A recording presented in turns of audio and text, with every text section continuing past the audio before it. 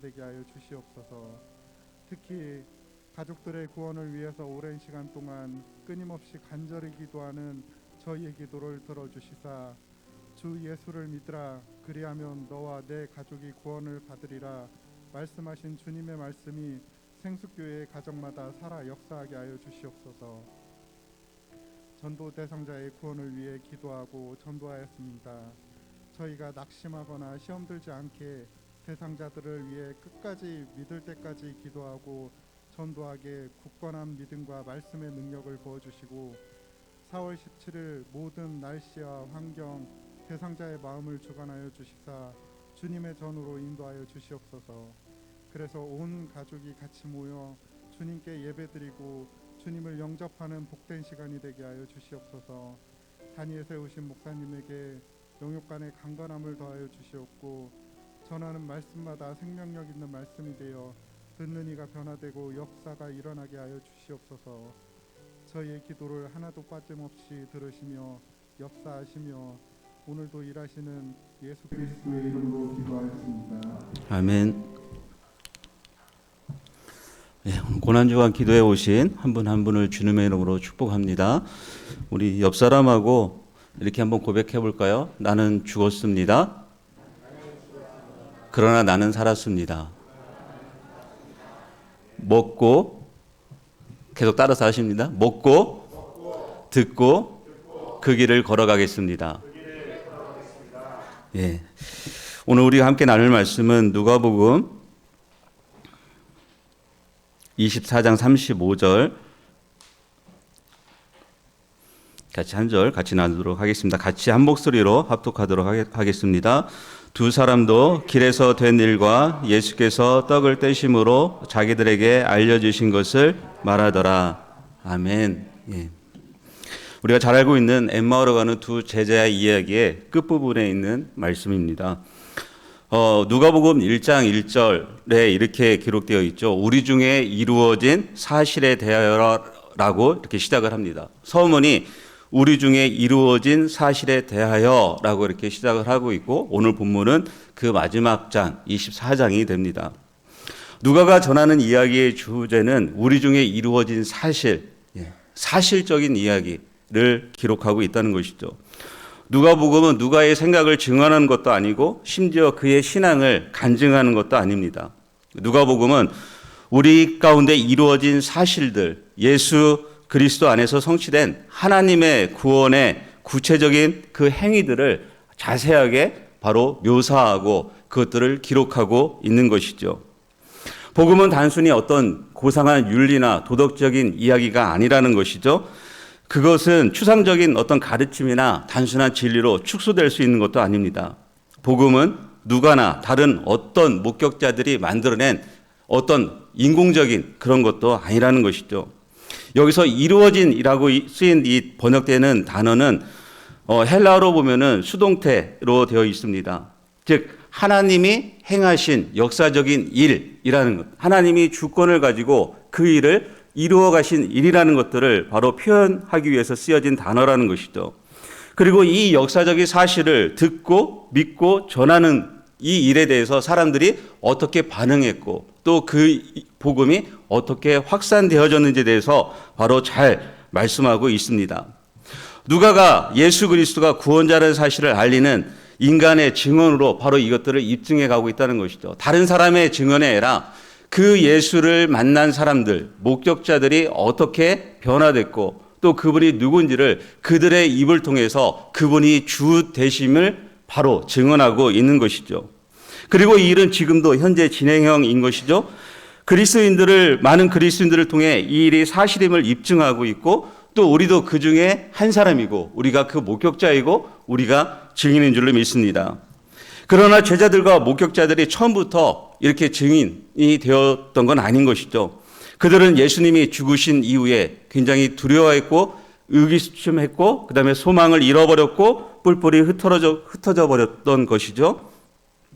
그러나 부활의 주님을 통해서 십자가에서 이루어진 사건이 자신의 사건이 되고 주님이 하신 말씀이 이제는 선명히 그 10년 가운데 다가오고 박히모를 통해서 그들은 예수님이 십자가에서 죽으신 사건이 실제적인 바로 사건이고 그리고 그것이 역사적인 사실이며 그것이 예수님이 하신 진리의 말씀이고 선포였던 것들을 마음으로 이제는 자신의 것으로 온전히 믿고 받아들이게 되었던 것이죠.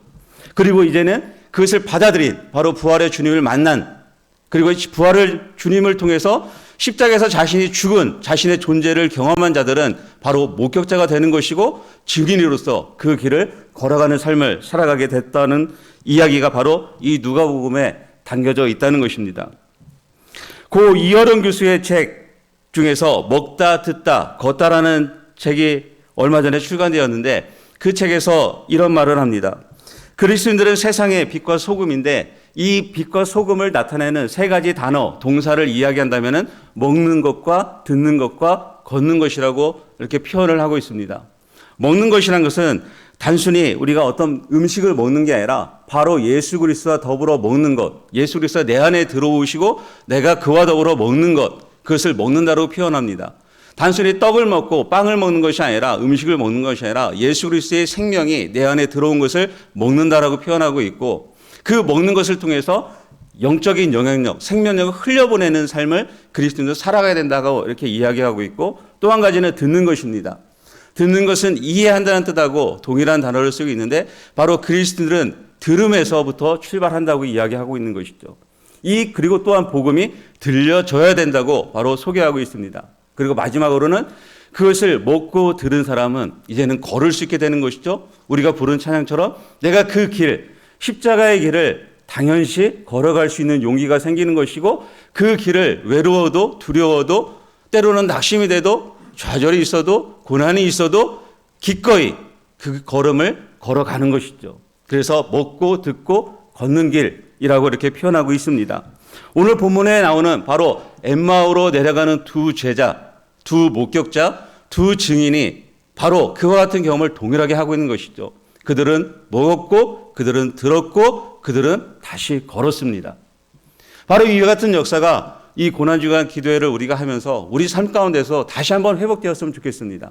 그 예수 그리스도와 먹음으로 통해서 우리의 생명이 다시금 풍성하게 되어지고 또 그의 말씀을 들음으로 우리가 그의 말씀을 이해했다면 순종하는 길로 그리고 이제는 그 걸음을 멈추었다면 다시 그 걸음을 떼고 그 걸음을 힘있게 길 위의 사람들이 되기를 주님의 이름으로 축원합니다. 이 13절에 보면은 그날에 그들 중 둘이 예루살렘에서 25리 되는 엠마오로 하는 마을로 가면서라고 이렇게 표현하고 있습니다. 그날은 엠마오로 가는 발걸음이 안식구 첫날인 것이죠. 안식구 첫날은 어떤 날입니까? 바로 여자들이 무덤에 갔을 때 빈 무덤을 본 날이 바로 안식구 첫날입니다. 그리고 그들 중 둘이 바로 둘이라는 표현을 씁니다. 누가는 이루어진 사실에 대해서 이야기하고 있다고 제가 말씀드렸죠. 여기서 둘이라는 것도 그냥 막연하게 둘이라는 숫자를 쓴 것이 아니라 이 둘은 바로 유대교에서 그만큼 신빙성이 있고 신뢰이고 이것은 사실이라는 것을 강조해서 두 명을 바로 사용하고 있는 것이죠. 신명기 19장 15절 같이 한번 보도록 하겠습니다. 같이 한번 읽겠습니다. 시작. 사람의 모든 악에 관하여 또한 모든 죄에 관하여는 한 증인으로만 정할 것이 아니요 두 증인의 입으로나 또는 세 증인의 입으로 그 사건을 확정할 것이며 라고 말씀하고 있습니다. 즉 두 사람이라는 것은 이것이 사실이다라고 분명하게 단정하고 있는 것이죠. 그래서 여기서 두 제자라는 것은 바로 여기서 목격되어지고 이루어지는 일들, 그들이 엠마오 그 길을 걸어가면서 경험했던 것은 실제적인 이야기이고 이것은 사실이라는 것들을 강조하기 위해서 바로 둘이라는 표현을 사용하고 있는 것이죠. 이 두 제자는 바로 걸어가고 있는 것이죠. 예루살렘에서 이 모든 된 일을, 즉 예수님이 고난을 받으시고 십자가에 죽으신 그 사건, 그것뿐만 아니라 사흘이 지냈는데 빈 무덤으로 발견된 이 일이 의아스럽기 때문에 그들은 내려가면서 도대체 이 일이 어떤 일인지 궁금하기만 한 것이죠. 그래서 서로 이야기하면서 서로 논의하면서 그 길을 걸어가고 있는 것입니다. 그리고 그들 가운데 예수님이 이제 함께 동행하시는 것이죠. 그들은 예수님이 누구신지 모릅니다. 그들이 같이 끼어든 그분이 누군지를 알지 못합니다. 그분의 존재를 알아보지 못하는 것이죠. 16절의 말씀에 보면은 이렇게 기록되어 있죠. 그들의 눈이 가리어져서 그인 줄 알아보지 못하거늘. 그들의 눈이 가려졌기 때문에 같이 그 길을 걸어가는 그 사람이 동행했음에도 불구하고 그분이 부활하신 주님이신지는 그들은 전혀 눈치채지 못하고 있는 것입니다. 가렸다는 이 표현 자체가 제어하다, 막다, 억제시키다라는 의미를 갖고 있습니다. 제어하고 막고 억제시키는 것, 즉 고의적인 것, 수동적인 것이죠. 신적인 역사를 나타내기 위해서 그들의 눈을 고의적으로 가로막았고 억제시켰고 그들이 보지 못하도록 바로 막았다는 것입니다. 인간의 시력을 넘어선 어떤 신적 작동이 바로 일어나고 있음을 의미하고 있는 것이죠. 이들은 암울한 상태에서 내려가고 있었고 그들과 부활하신 주님이 동행하고 있었지만 그들 가운데는 소망이 하나도 없었습니다. 왜냐하면 그들이 기대했던 그 주님이 허무하게 바로 십자가에서 죽으셨기 때문에 그런 것이죠. 21절 상발점 말씀에 이렇게 이야기하고 있지 않습니까? 우리는 이 사람이 이스라엘을 속량할 자라고 바랐노라. 우리는 이 사람이 이스라엘을 구원할 자로 이스라엘을 정치적, 경제적, 문화적, 사회적 모든 부분에 있어서 자신들을 해방시킬 구원자로 여겼고 소망했고 기대했었는데 그 기대가 그 예수님이 죽으심으로 해서 완전히 산산조각 다 버린 것이죠. 믿을 수가 없는 것이죠. 처참하게 죽으신 것. 아무런 역사적인 일도 일어나지 않고 아무런 변화도 일어나지 않고 오히려 그들을 죽인 사람들은 기세등등한 그래서 두려워서 내려가는 자신들의 초라한 모습을 봤을 때는 전혀 소망이 없는 것이죠. 우리의 삶도 때로는 그렇지 않습니까? 전혀 소망이 없이 때로는 홀로 도대체 나의 삶에 이러한 일이 어찌 된 일인가 하고 서로 다른 사람과 이야기하면서 내려갈 때 주님이 막상 우리 가운데 함께 하시지만 전혀 알지 못하는 것이죠. 왜요? 우리의 눈이 가려졌기 때문에. 때로는 우리의 눈이 가려졌기 때문에 전혀 그분이 나와 함께 하심에도 전혀 그분을 알아보지 못하고 그분을 경험하지도 못하는 것이죠.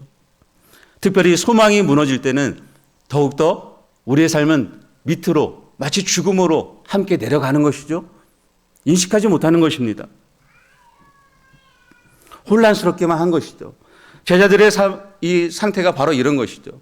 자신들의 민족을 구원할 것이고 자신들의 삶에서도 무엇인가 획기적인 이제는 변화의 시작이 일어날 것만 같았던 그 순간에 예수님은 그냥 죽으셨습니다. 그것도 처참하게 죽으신 것이죠. 십자가의 형벌이라는 것은 극악한 죄인들만 당할 수 있는 그 형벌이 구원자로 여겼던 사람이 그 형벌을 받았다는 것은 믿기지 않는 것이죠. 어쩌면 오늘날 많은 사람들은 예수가 자신들의 기대에 충족되기만을 기대하는 마치 자신들의 기대에 떡만을 공급하기를 원하는 인식하는 그 인식이 있는 한 이러한 소망은 매일매일 좌절될 것입니다. 매일매일 그분이 나에게 떡을 공급하고 기적을 공급하고 필요를 공급하는 것에만 초점이 머물러 있다면 그분이 죽으심은 우리에게는 좌절이 될 수밖에 없다는 것이죠. 그래서 예수님의 고난과 죽음을 받아들이기 어려운 것이죠. 그들에게 있어서 고난과 죽음은 바로 소망이 제거되기 때문입니다. 그러나 역설적이게도 고난과 죽음이 하나님의 구속과 영원한 소망을 위한 필수적인 수단인 줄 믿으시기 바랍니다. 고난이 있고 죽음이 있어야 부활이 있는 것입니다. 26절 말씀 같이 한번 읽겠습니다. 시작. 그리스도가 이런 고난을 받고 자기의 영광에 들어가야 할 것이 아니냐 하시고, 고난이 영광 앞에 오는 것이고 부활하기 전에 죽어야 한다는 사실을 분명하게 예수님은 언급하고 있는 것이죠. 고난이 있어야 된다고 말씀하고 있는 것이죠. 부활은 죽음을 물리쳤다고 선포하지 않습니다. 부활은 아무런 다툼이 없이 그냥 어느 날 후련히 일어났다고 말하지 않습니다. 예수님도 죽음 전에 고난이 있었고 고뇌가 있었고 고통이 있었고 수치의 과정을 전부 다 겪으셨던 것이죠. 그것도 홀로 다 겪으신 것이죠. 부활은 결코 죽음을 부정하지 않는 것이죠. 죽음은 우리가 가치 있다고 여기거나 잘 알고 있는 혹은 바라는 모든 것에 어둠이 찾아오기 때문에 우리는 죽음을 외면하고 죽음을 기피합니다. 죽고 싶지 않은 것이죠. 죽음이라는 단어 자체를 우리의 단어에서 제하고 싶은 것이죠. 이 세상 그 어느 사람도 내가 죽으면 천국 가 하지만 막상 죽음 앞에 직면하면 죽기 싫은 것이죠. 가고 싶은데 막상 현실에서는 죽고 싶지 않은 것입니다. 왜요? 죽으면 나의 모든 것들이 잃어버릴 것 같은 그 두려움이 여전히 우리의 내 욕망 안에, 내 육신 안에 남아있기 때문에 그런 것이죠. 따라서 죽음 앞에서 두려움을 느끼는 것, 슬퍼하는 것은 지극히 자연스러운 일인 것이죠. 죽음은 예수를 가장 악랄하게 괴롭히도록 허락받은 것입니다. 죽음을 통해서 예수를 가장 밑바닥까지, 정말로 인간의 육신의 몸을 입고 오신 그 예수를 인간으로서 당할 수 있는 그 모든 가장 최고의 형벌로 예수를 괴롭힌 것이죠. 그분은 육체적인 고통을 겪고 결국은 죽음을 맞이했습니다. 또한 그 죽음을 맞이하는 그 길은 홀로 감당했고 외로웠고 고통스럽고 제자들은 다 떠나갔고 그 모든 수치는 홀로 다 겪어야만 됐던 것이죠. 완전한 하나님이었고 완전한 인간이었지만 그럼에도 불구하고 주님은 그 모든 것들을 스스로 다 견디시고 다 받아들이시고 모든 것들을 다 내려놓으신 것이죠. 그리고 이 과정에서 예수님은 치열한 전쟁을 치르셨고 전투를 치르셨는데 그 전투도 그들이 원하는 방식으로, 예수님이 하나님의 아들이면은 예수님이 골라서 죽을 수 있지 않겠습니까, 여러분들? 그런 질문 해보시지 않았습니까? 예수님이 하나님의 아들이면은 어차피 죽어야 된다면은 죽는 방법도 여러 가지이지 않습니까, 여러분들? 십자가 형벌이 아니라도 죽기만 하면 된다면은 안락사로 죽을 수도 있는 것이고 자연스럽게 고통 없이 양보를 먹고 죽을 수도 있는데 예수님은 그러지 않으셨습니다. 그들이 원하는 방식으로, 악이 원하는 방식으로, 죽음이 원하는 방식으로 기꺼이, 그래 너네가 그런 방식이라면 내가 그 대결에 응해 줄게. 그리고 그 대결에 기꺼이 자신을 내어 던지시는 것이죠. 그리고 그 대결에 자신을 던지셨을 때 악은 승리했고 죽음은 승리했다고 믿는 그 순간 바로 예수님이 승리하신 줄 믿습니다. 그게 승리인 것이죠. 죽음이 승리한 것 같지만 예수님이 승리하신 것이죠. 바로 그분은 부활하셨습니다. 아멘. 죽음을 이기신 주님은 이제 두 제자에게 자신이 누구신지, 그리고 떡을 떼실 때 떡을 떼신다는 것은 자신을 바로 먹이시는 것이죠. 우리가 떡을 떼는 것은 그분을 먹는 것이죠. 그분과 하나 되는 것이죠. 그리고 그분의 떡을 떼어 주실 때, 그분을 먹여 주실 때 그분이 누구신지 제자들은 분명하게 알게 됩니다. 30절 같이 읽겠습니다. 시작. 그들과 함께 음식 잡수실 때에 떡을 가지사 축사하시고 떼어 그들에게 주시니 그들의 눈이 밝아져 그인 줄 알아보더니 예수는 그들에게 보이지 아니하시니라. 예. 음식 잡수실 때에 떡을 가지시고 축사하시고 떼어 그들에게 주실 때 그들의 눈이 밝아집니다. 그리고 예수가 보이지 않습니다. 흐릿함과 모함이 거치고 사라져 이제는 완전한 실체가 드러나는 것이죠. 부활의 주님의 자신들 앞에 온전히 인식되어지는 것이죠. 제자들의 눈을 열으셔서 그 주님이 누군지를 이제는 그 제자들과 대면하는 것이죠. 바로 내가 그다. 너희들을 가르쳤고 너희와 함께 했던 내가 바로 그다라고 바로 분명하게 계시하는 것이죠. 자신들 앞에 서 있는 주 예수 그리스도를 보게 하는 이제는 초대제가 되는 것이죠. 떡을 떼심으로 인해서 바로 그들을 초청하는 것이죠. 그리고 그들과 함께하는 것이죠. 실제와 마주하는 것이죠. 근데 눈이 밝아지는 것, 아이러니하지 않습니까? 창세기에 보면은 선악과를 먹고 그들도 동일하게 눈이 밝아집니다. 근데 그들의 눈이 밝아지면 그들의 수치를 보게 됩니다. 그리고 하나님과의 관계가 단절됩니다. 그런데 예수님이 떡을 떼시고 그들에게 주셨을 때, 떡을 떼셨을 때 그들의 눈이 다시 밝아집니다. 근데 그들이 보는 것은 하나님을 보는 것입니다. 예수 그리스도를 보는 것이죠. 그들의 생명을 보는 것이죠. 생명을 얻는 것이죠. 실체를 보는 것이죠. 바로 떡을 떼실 때, 그들이 먹을 때,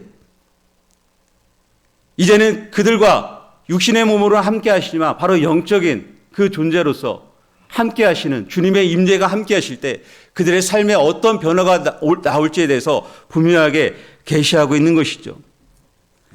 이 먹는다는 것은 그래서 요한계시록 3장 21절에도 분명하게 선포되고 있는 것이죠. 볼지어다 내가 문 밖에 서서 두드리노니 누구든지 내 음성을 듣고 문을 열면 내가 그에게로 들어가 그와 더불어 먹고 그는 나와 더불어 먹으리라. 떡을 뗀다는 것은 바로 이제는 그와 더불어 내가 먹는 것이죠. 그와 한 몸이 되는 것이죠. 그와 하나가 되는 것입니다. 예수 그리스도와 하나가 되는 것이죠. 그리스도 안에 들어가는 것이죠. 그리스도 안에 들어갔다는 것은 내가 새로운 피조물이 되었다는 것이죠. 갈라디아서 2장 20절 같이 한번 읽을까요? 시작. 내가 그리스도와 함께 십자가에 못 박혔나니 그런즉 이제는 내가 사는 것이 아니요 오직 내 안에 그리스도께서 사시는 것이라. 이제 내가 육체 가운데 사는 것은 나를 사랑하사 나를 위하여 자기 자신을 버리신 하나님의 아들을 믿는 믿음 안에서 사는 것이라. 아멘. 이제는 우리가 그분과 떡을 떼고 그분과 한 몸이 됐다면은 나는 십자가에 못 박혀 죽었다는 것입니다. 갈라디아서 2장 20절의 첫 구절이 내가 그리스도와 함께 십자가에 못 박혔다는 겁니다. 십자가에 못 박혔 그 자리는 원래는 주님이 못 박힐 자리가 아니라 누가 박혀야 되는 자리입니까? 죄인된 죄인이 박혀야 되는 자리인 것이죠.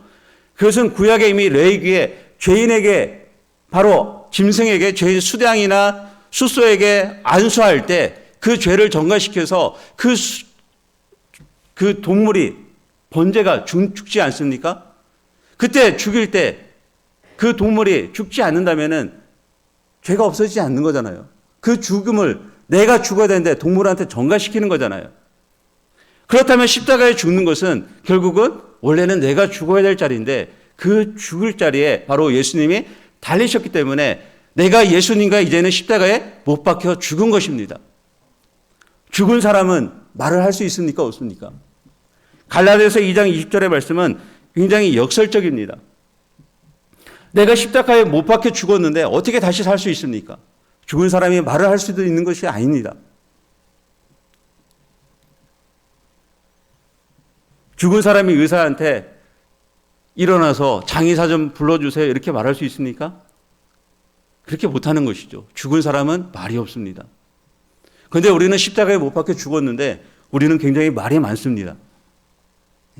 산 사람입니다. 어떻게 살았어요? 예수님과 함께 살아야 되는데 거꾸로 십자가에 내려와서 마치 내가 산 것처럼 우리는 살아가고 있을 때가 너무나 많다는 겁니다. 내가 십자가에 못 박혀 죽었다면 이제는 나의 옛 자아는 완전히 죽은 것입니다. 그리고 이제는 다시 예수 그리스도와 함께 사는 것이죠. 믿으십니까?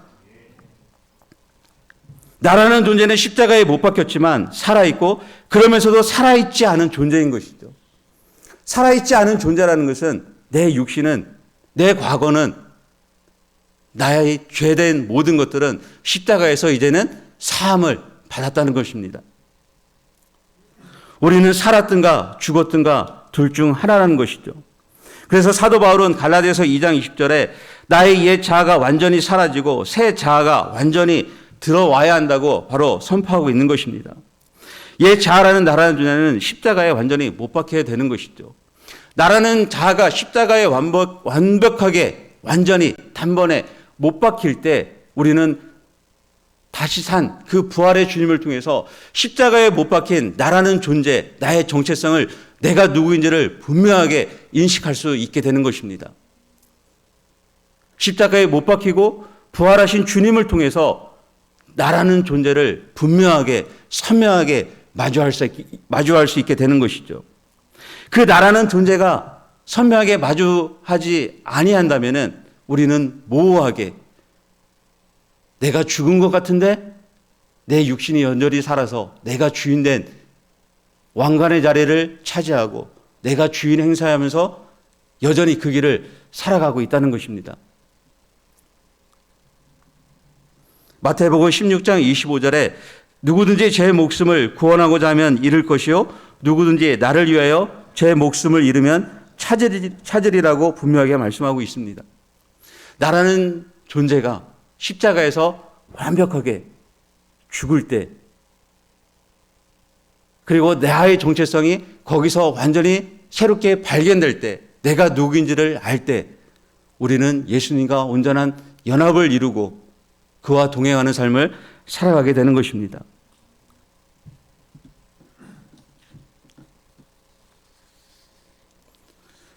이게 바로 먹는 것이죠. 내가 먹는다는 것은 그 예수님을 바로 나의 주님으로 인격적으로 온전히 받아들이고 그 생명을 내가 받아들이는 것이죠. 그것이 먹는 것이고, 그 생명이 있을 때 단순하게 내가 빵을 공급하기 위해서 신앙생활하는 것도 아니고 어떤 필요를 위해서 신앙생활하는 것이 아니라 바로 그 예수님이 나의 생명이기 때문에 이제는 그 생명과 함께 그 길을 걸어가게 되는 것이죠. 그 예수님이 누군지를 알 때 그때부터 그 주님이 하신 말씀이 풀어지기 시작하고 그 말씀이 들려지게 되고 그 말씀을 듣고 싶어 하는 것입니다. 그래서 두 번째가 바로 듣는 것이죠. 32절 말씀 같이 한번 읽겠습니다. 시작. 길에서 우리에게 말씀하시고 우리에게 성경을 풀어주실 때에 우리 속에서 마음이 뜨겁지 아니하더냐. 예. 바로 기억이 나는 것이죠. 그리고 그 말씀들이 풀어진 것들이 생각이 나는 것이죠. 들을 때 그들의 마음이 뜨거워지는 것이죠. 그 말씀이 무엇인지 이해하게 되었고, 이제는 그 말씀이 자신들이 어떤 방향으로 살아갈지에 대해서 선명하게 보여지기 시작하는 것이죠. 말씀은 바로 들음에서 시작하는 것이죠. 소망이 없이 상실감과 슬픔과 실망감으로 내려가던 그들의 삶에 예수님이 보여지고 그 말씀이 풀어질 때 그들은 다시 소망으로 충만하게 된 것이죠. 우리의 삶 속에서 그 예수님이 나에게 계시되어지고 그 말씀이 들려지고 그 말씀이 풀어질 때 바로 우리의 삶에 다시 소망이 생기고 바로 그 길을 더 힘차게 걸어가게 되는 것이죠. 어떻게 살아가게 될지 분명한 그 길이 열려지게 되는 것이죠. 헬라와 그리스 문화는 보는 것입니다. 오늘날도 마치 이러한 문화가 익숙해져 있습니다. 우리는 보는 것에 너무나 익숙해져 있는 것이죠. 직관적이고 보여지는 것을 너무나 좋아합니다. 그러나 유대 문화는 바로 듣는 것입니다. 귀로 듣는 것이죠. 성경에서도 끊임없이 귀 있는 자는 들을지어다 라고 말씀하고 있는 것이죠. 우리는 말씀이 들려져야 되는 것이고 그 다음에 들어야 됩니다. 그 말씀을 듣기 위해서 사모해야 되는 줄을 믿습니다. 그 말씀이 들려지는 자리에 있어야 하는 것이죠. 그 말씀이 풀려질 수 있도록 우리는 예수님과 매일같이 함께 먹는 삶을 살아가야 되는 것이죠. 그래야만 우리의 삶이 온전한 방향으로 나아갈 수 있게 되는 것입니다. 그래야 좌절하지 않고 소망 가운데 살아갈 수 있게 되는 것이죠. 들을 때 우리의 가슴이 뜨거워지는 것입니다. 진리의 말씀에 귀 기울이고 듣기에 집중할 때 우리 삶에 변화가 일어나게 될 줄 믿습니다. 바로 우리가 새생명 축제를 통해서 그들을 초청하는 것도 그 말씀이 들려지기 위함인 것 아니겠습니까? 우리가 새신자를 만나고 태신자를 만나고 그들의 복음을 전하기 위해서 그들을 만나는 것도 그 말씀이 들려질 수 있도록 하는 것이고, 우리가 릴레이 금식 기도를 하는 것도 그들의 심령 가운데 그 주님이 계시되어지고 그들의 심령 가운데 그들의 귀 가운데 그 살아계신 예수 그리스도의 복음이 들려질 수 있도록 우리가 기도하는 거 아니겠습니까? 영적 전쟁 하지 않는 것, 영적 전쟁 하고 있지 않습니까? 그들이 그 말씀을 들을 수 있도록, 그들의 가슴이 뜨거워질 수 있도록, 그들이 그 말씀을 듣고 싶어서 그 자리로, 이 자리로 나올 수 있도록 바로 17일이 그런 날이 되기를 주님의 이름으로 축원합니다. 이 말씀이 들려질 때 우리의 발걸음은 이제는 다시 정상적인 발걸음으로, 정상적인 걸음으로 나갈 수 있게 되는 것입니다. 그래서 걷는 것이죠. 예수님은 공생애 내내 걸으셨습니다. 예수님이 평생 걸어다니신 거리를 누군가 쟀다고 그럽니다. 추측해서 예수님이 걸으신 모든 걸음 거리수를 측정해 봤더니 약 34,640km라고 합니다. 34,640km. 지구 한 바퀴가 4074km이니까 예수님은 거의 지구 한 바퀴를 평생에 걸으셨습니다. 걸으시면서 가르치시고 선포하시고 치유하시고 병든 자를 낫게 하시고 귀신을 떠나게 하시고 모든 사역을 하신 것이죠. 가난한 자, 약한 자들, 연약한 자들, 모든 자들과 함께 먹고 나누고 그들이 누구인지 그들에게 자신을 계시하시고 걸으셨습니다. 우리에게 보여주신 마지막 모습도 홀로 그 걸음을 걸으셨습니다. 모든 것을 다 지시고 그리고 그 걸음을 걸으신 것이죠. 십자가를 지시고 끌고 골고다에 오르신 것이죠. 그리고 진리를 부탁하기 위해 엠마오 도상에서 또 다시 제자들과 함께 걸으신 것이죠. 그리고 그들의 눈이 밝아지고 그들의 말씀이 들려지고 가슴이 뜨거워질 때 이제는 제자들이 그 예수님과 동행한 그 발걸음을 이제는 그들이 이어받게 되는 것이죠. 33절, 35절 같이 함께 읽도록 하겠습니다. 곧 그때로 일어나 예루살렘에 돌아가 보니 11 제자 및 그들과 함께한 자들이 모여 있어 말하기를 주께서 과연 살아나시고 시몬에게 보이셨다 하는지라. 두 사람도 길에서 된 일과 예수께서 떡을 떼심으로 자기들에게 알려주신 것을 말하더라. 아멘. 예. 엠마오로 힘겹게 소망 없이 낙담하며 발걸음을 내딛었던 두 제자가 그 발걸음을 확 돌려서 다시 예루살렘으로 걸어갑니다. 우리의 발걸음도 전환되는 시점이 있기를 원합니다. 바로 전도 대상자들, 우리가 기도하고 중보했던 그 영혼들의 걸음이 바뀌어서 예루살렘으로 걷는 소망의 발걸음이 되기를 주님으로 축원합니다. 17일 날이 바로 그런 발걸음이 되기를 원합니다. 그들의 발걸음이 돌아서서 그동안 오랫동안 나오지 않았던 예배 자리를 떠났던 자들이 다시 예배 자리로 돌아오는 그 발걸음이 되기를 예수님의 이름으로 축원합니다. 우리의 발걸음이 세상의 발걸음으로 나갔던 발걸음에는 그 발걸음이 다시 주님이 원하시는 그 걸음으로 그 방향으로 다시 되돌리는 바로 고난주간이 되기를 소망합니다. 우리의 삶의 여정에서 내 입맛대로 걸어갔던 발걸음이라면 이제는 그 발걸음을 돌려서 주님이 원하시는 그 걸음으로 그 방향으로 걷는 저와 여러분이 되기를 주님으로 축원합니다. 바로 엠마오로 힘겹게 발걸음을 내딛었던 두 제자는 예루살렘으로 발걸음을 되돌렸고 거기서 그들은 부활의 주님을 증언합니다. 내가 그를 만났다. 주님을 만났다. 메시아를 만났다. 사실이다. 실제다. 저와 여러분이 믿는 예수는 역사적으로도 사실이고 진리로도 사실입니다. 믿으십니까? 실제입니다. 그 주님을 두려움 없이 부끄러워 증거하는 것이 아니라 두 목격자, 두 증인, 법적 용어잖아요. 목격자라는 건 법적인 용어잖아요. 법적으로 이건 실제라고 땅땅땅 선포하는 거지 않습니까? 그렇다면 우리가 그 목격자로서 증인으로서 담대하게 복음을 선포해야 될 줄로 믿습니다. 목격자는 증인은 증거하는 발걸음을 내딛는 것이죠. 소망의 발걸음으로 이제는 그 일을 증언하는 자가 되는 것이죠.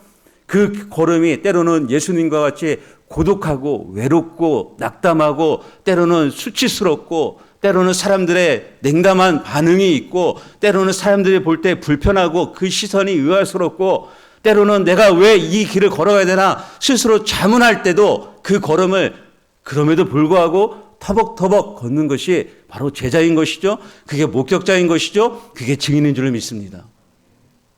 저와 여러분이 평생에 그 걸음을 떼기를 주님의 이름으로 축원합니다. 사람을 보면 실망하지만 예수님을 바라볼 때 결코 실망함이 없는 것이죠. 사랑이라는 동사는 생각하다는 동사하고 같은 단어랍니다. 그래서 누군가를 생각한다는 것은 그 사람을 사랑하는 것이죠. 우리가 예수님을 묵상하고 생각한다는 것은 예수님을 사랑한다는 것이죠. 날마다 그 십자가의 일을 걸어가면서 그 주님을 생각한다면 그 주님을 사랑한다는 것이고, 우리는 묵묵히 그 소망의 길을, 증인의 길을, 목격자의 길을, 이 일이 어떻게 이루어졌는지를 다음 세대에, 나의 자녀에게, 나의 손자 손녀에게 증거할 수 있는 바로 그 걸음을 우리가 걸어갈 수 있게 되는 것이죠. 이 일에 어떻게 이루어졌는지 그 목격자가 바로 저와 여러분인 줄을 믿습니다. 아멘. 그리고 4월 17일 날 바로 이러한 일들이 이곳에서 일어나기를, 기적 같은 일이 일어나기를 예수님의 이름으로 축원합니다. 아멘. 같이 기도하겠습니다.